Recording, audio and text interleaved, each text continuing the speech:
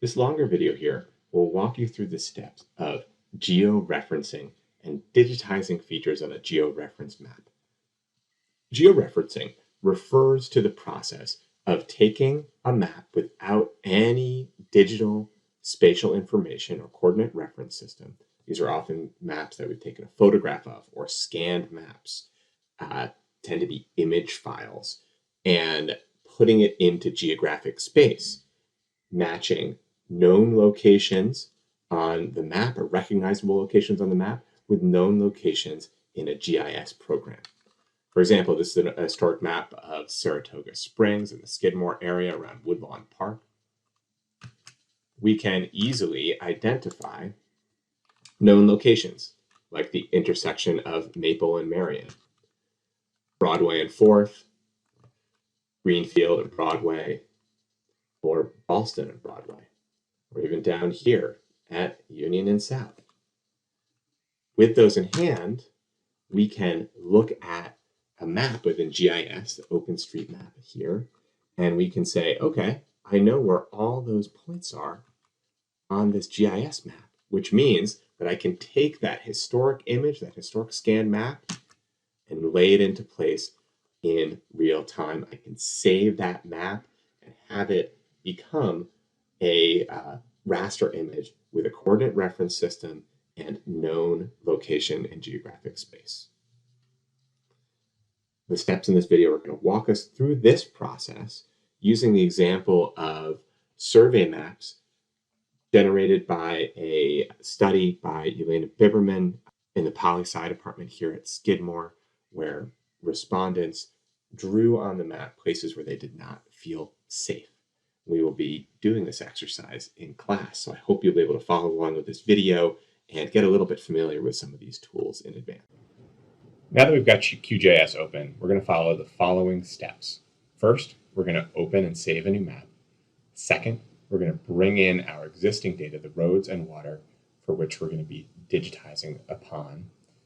Third, we are going to georeference one of the image files.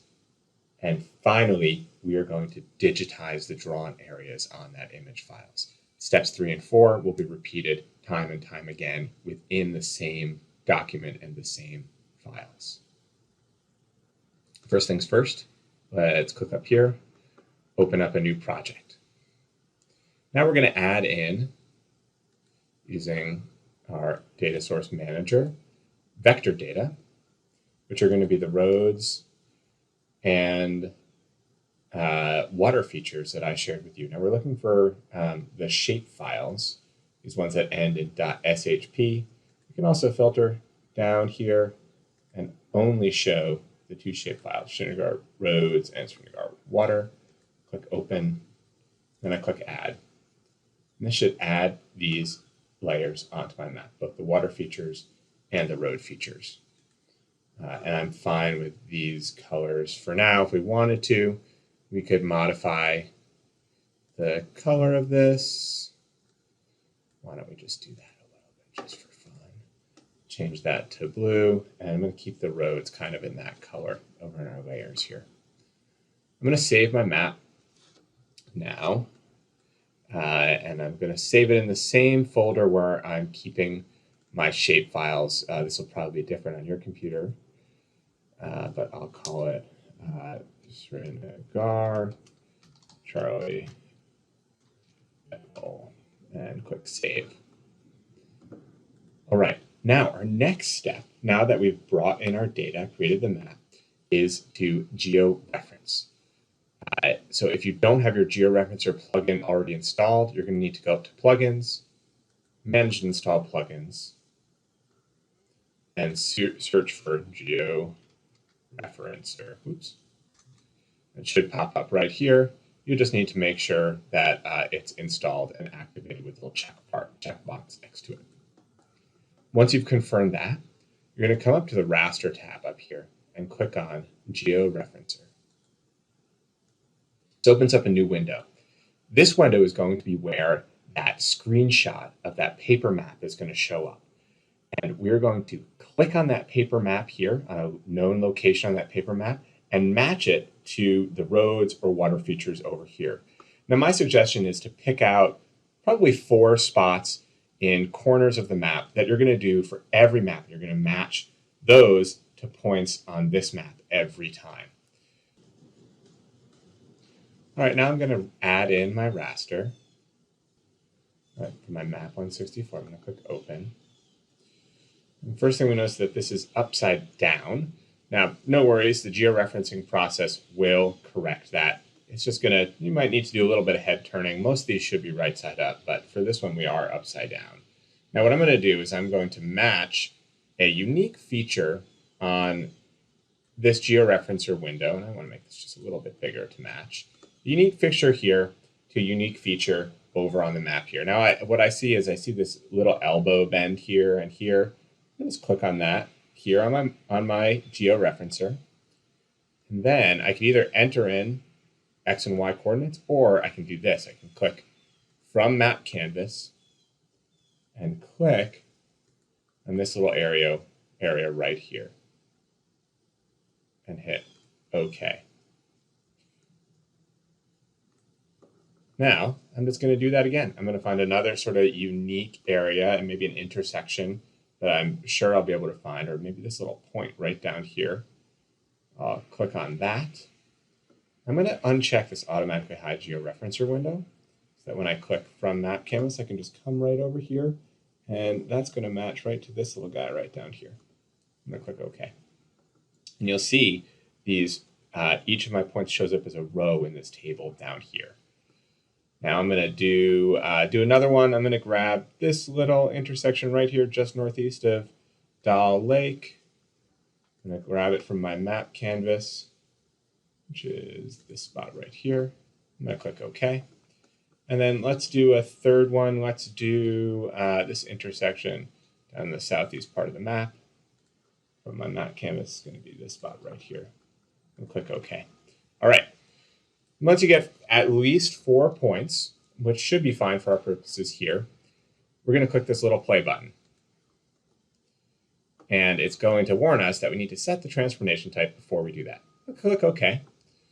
We're going to use a thin plate spline, a nearest neighbor, and then here, this target SRS, we need to make sure that this matches up with the Jammu and Kashmir CRS, this EPSG 7764, which is the coordinate system that matches these layers here. Our output raster looks like 164 modified. That's fine. We'll just leave that. And then we're going to leave this button checked at the bottom, loading QGIS when done. I'm going to click OK. Now, I click that play button one more time. My georeferencing is done. I can close this window. I'm going to discard those control points. And when I look at my map here, I've snapped this hand-drawn image, turning my roads off and on here. And it now exists in this geographic space, right, where these roads and water features are. If I dragged this up, you'd be able to see where that water overlapped on top of it. Now, if you want to contextualize this a little bit, we can open up our quick map services, add in Google Road as a base map, just to sort of show us where we are here. We can make our opacity on our map just a little transparent so we can sort of see where that map actually fits in something we kind of recognize and understand as Google Maps. All right, cool. I'm going to turn off Google Maps. I'm going to turn off my other 2 features as well so we don't get confused here. I'm going to save my document. And now we're on to our next step, where we are going to create a new shapefile layer. And we're just going to have to do this once for all of the paper maps that we are going to be digitizing here. We're going to be using this file for all of them. So file name, I need to click on these little 3 dots right here to browse. I want to be in my project folder where my roads and water files are. And I'm going to call this Trinidad R _Charlie digitize. Put your own name in there. Click save. I want to make sure that I'm saving this as a polygon. Third step here. And lastly, I want to make sure that I'm grabbing the same CRS, the same coordinate system, this Jammu and Kashmir coordinate system. Everything else we can leave as is, and I'm just going to click OK. Now you'll see in your table of contents that a new layer has shown up. But there's no data in this layer yet because we're going to be adding that data in. So it looks like, looking at this map, it's a little confusing as to what exactly is going on up here. But my thoughts is that we're going to digitize this piece right here, and maybe we'll digitize this piece over here as well. So I'm going to zoom in on my map a little bit using my scroll on my mouse. I'm then going to right-click on the Srinagar Charlie layer and click Toggle Editing. I'm going to come up to my editor window up at the top here. And I'm going to click this Add Polygon feature. Now a little crosshair is going to show up, and I'm going to be able to click around, and you'll see sort of a red transparent box and a red outline show up. It's going to click around the outline of this area. When I'm done, I'm just going to right-click. Now this is asking me for an ID. This is map 164, so I'm going to enter 164 into the ID. Once that's completed, it should show up as a polygon color-coded to this, this area here. I'm going to do this one more time for this area up here. It's a little looser, but do your best to kind of grab the outline of where people have scribbled. When you're done, right-click. And again, this is ID 164 from map 164. When you're done with a map, all you've got to do is save your edits. This is a really important step. You've got to save your layer edits in addition to saving your map. If you don't save your layer edits, this data is going to be lost. And you can uncheck the toggle editing button. Now when we zoom out, we've got this, this green layer here, our map 164 modified here. And so I can turn that off, and I'm ready to start all over again. One thing that I would recommend doing is taking this digitized layer and turning down the opacity within layer styling. This way, as you're adding more and more features to the map, you're not going to be getting confused between things you've already drawn and things that are on the map itself as you're digitizing. Last bit of advice, make sure that the drawing order here, that you have this Srinagar Charlie digitized above, in drawing order, above your raster map. If you don't, it's going to be really hard to see the results of what you've just digitized. For example, I have it up here now, but if I were to be able to bring it down below that, those layers would disappear.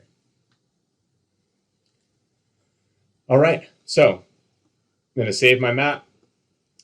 I'm going to turn this off. Your next step would be downloading another layer, georeferencing it again, and digitizing the georeferenced layer here. You're going to do that over and over again for all of the surveys that are in that Google Sheet. Good luck, and give me a shout with any questions.